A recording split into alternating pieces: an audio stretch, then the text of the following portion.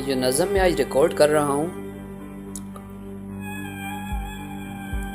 ये नज़म उन तमाम परदेसी भाइयों के लिए है जो हालात और मजबूरियों की वजह से अपने घर से दूर हैं। आज की नज़म का उन्वान है परदेस की। तो शुरू करते हैं।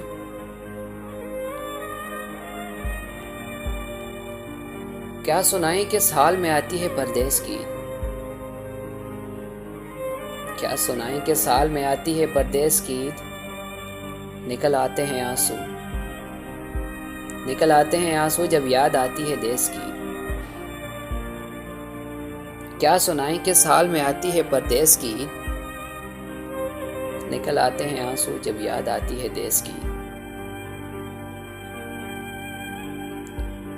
रहें वो खुश खुरम घर में अपने, रहें वो खुश खुरम घर में अपने, जिनके लिए हमको रुलाती है परदेस की।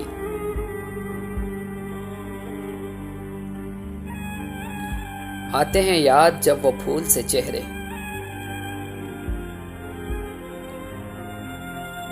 आते हैं याद जब वो फूल से चेहरे, उस लम्हे हमको कितना तड़पाती है परदेस की। आते हैं याद जब वो फूल से चेहरे, उस लम्हे हमको कितना तड़पाती है परदेस की। किससे गले मिले, किससे कहेंगे अपना, किससे गले मिले, किससे कहेंगे अपना, बस यूं ही तन्हाई में गुजर जाती है परदेस की। कहते हैं हर बार बस परदेस की है ये आखिरी,